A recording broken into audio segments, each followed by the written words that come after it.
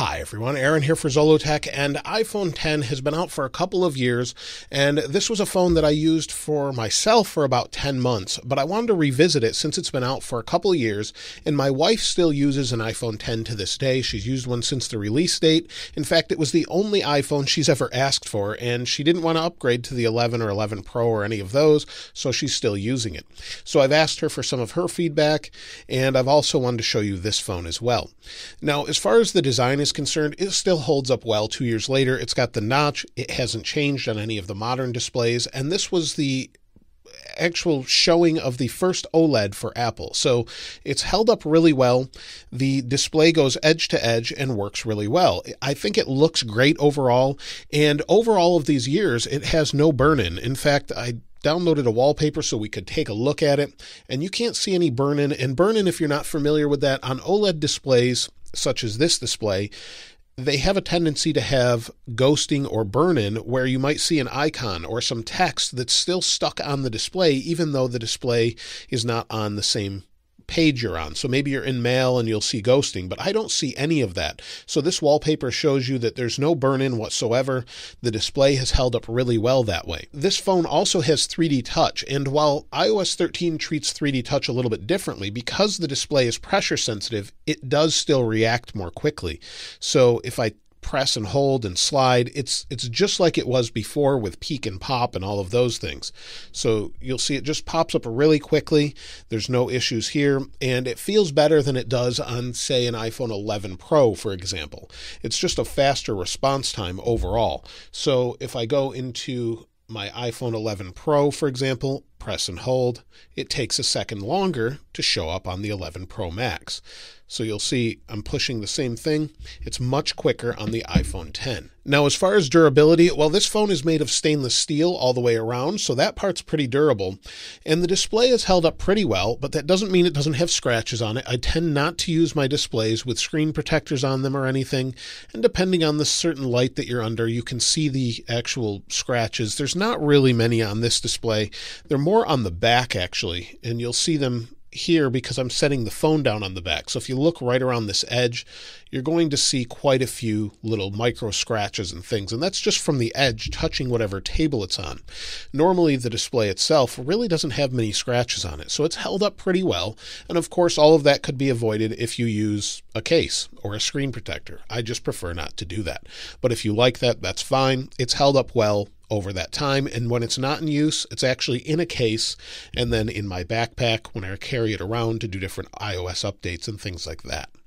Now, as far as the camera is concerned, the camera still holds up incredibly well. In fact, a lot of people prefer this camera to, say, the newer cameras on the XS or XS Max that actually introduced a little bit of face smoothing. And so there really isn't any of that on this camera. It still has all of those video functionalities that you get in new phones. So let me swing that around. You still get 4K 60, but you can't change it like you can on the new ones. Hopefully they change that in the upcoming updates because there's no reason you shouldn't be able to. But if you tap on those, they won't change, but you still get 4K 60 off the rear camera.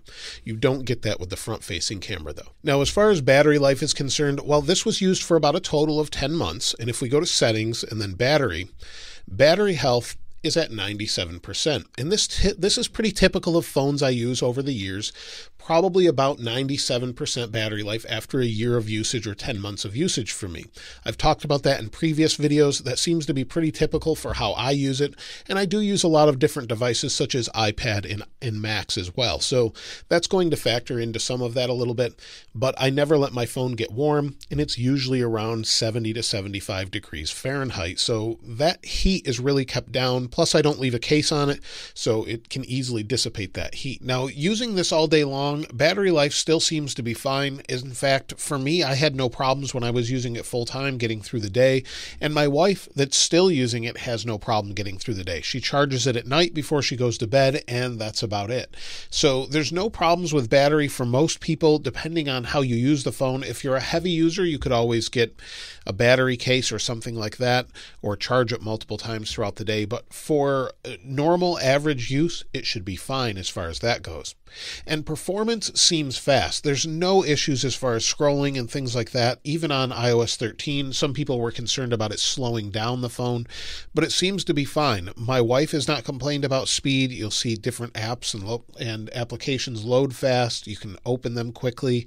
And no matter what you're doing, it seems to be pretty quick in general. So I wouldn't really worry about that. This generation of processor, iPhone 10, was a big leap over what the competition had and just feels very fast today. It just doesn't have some of that neural engine processing that the newer neural engines have, where it's way faster than what we had. But you really only see that with things like computational photography and things like that. Now, the good thing about the iPhone 10, if you have the Verizon variant, is that it has a Qualcomm modem in it. Now, this is not the Verizon variant, but if you had the one with the Qualcomm modem in it, it's going to have much better connectivity or reception. Now, it may not be as fast as the new phones, but it's going to have better connectivity and reception overall than the newer phones, just because Qualcomm modems seem to be a lot better. So if you have a newer phone like a XS Max or an 11 Pro Max like this has okay connectivity, and when it's connected, it's fast. Even though this was the GSM variant and not Verizon, I still had far less connectivity issues with this particular phone. So that should help as well. Now, as far as future-proofing and things like that, well, there's really nothing wrong with this phone other than maybe it's not up to the standards of an 11 Pro for its camera.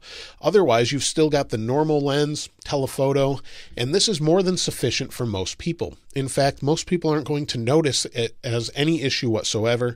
It still has capabilities such as augmented reality, and in general, it's just a great phone. There's really no complaints. Now, the size may be a little bit small for some people, but if I show you side by side, it looks small in my hands because I have big hands, but the 11 Pro Max fits me perfectly. This one is very easy to just reach across the screen, no problem. So it just depends on what you prefer.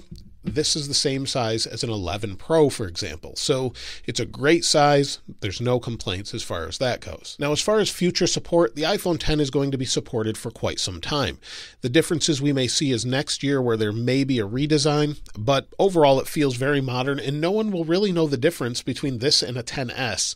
And it's still a great phone, and you can get it fairly reasonably today if you can find it used or refurbished. So yes, I'd recommend an iPhone 10 if you're looking for an inexpensive way to get into the gestures, or less expensive, I shouldn't say inexpensive, but less expensive way to get into gestures and things like that with a great camera. And it actually has pretty decent speakers as well. Now, as I mentioned before, my wife is using an iPhone 10 full time, and she's had no complaints about it. She's a normal user. She really doesn't pay attention to technology, and her battery health is down to 91%. She charges it wirelessly all the time, and it's plugged into the car all the time when she's driving, using it as navigation. So she's had no issues with reception or anything like that. The only issue she's ever mentioned to me is more recently with iOS 13.2, where she wasn't receiving notifications.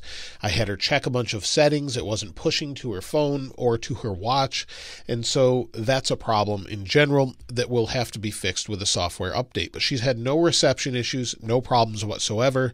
She likes the display, and she'll continue to use it. She has the option to upgrade but doesn't want to, and I think that's the majority of users who are going to use the iPhone 10. It's a great phone, and there's no reason to upgrade unless you have to have that newest camera on the iPhone 11 Pro.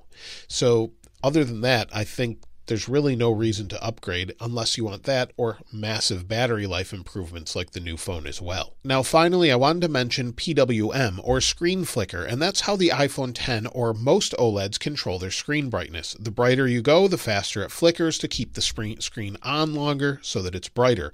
It's basically the same brightness all the time, and by flickering that display, you perceive it as brighter or darker. And so the actual rate on the iPhone 10 hurts my eyes personally and affects quite a few people, about 1 in 10. I've mentioned it quite a few times before, but the newer iPhone 11 Pro and Pro Max have a faster flicker rate so that it doesn't bother my eyes like the iPhone X does. So if you're sensitive to things like that, maybe you get migraines from lights or flashing lights, things like that, you may want to consider either getting an iPhone 11 that has an LCD display and doesn't have this, or getting the newer iPhone 11 Pro or Pro Max that actually has a high enough rate that it doesn't bother most people's eyes. So just keep that in mind if you're trying to pick one of these up and you're sensitive to things like that. But let me know your experience. If you have an iPhone X, do you still like it? Are you going to upgrade? Are you waiting? Let me know your thoughts about that in the comments below. If you'd like to get your hands on this wallpaper, of course, I'll link it in the description as I always do.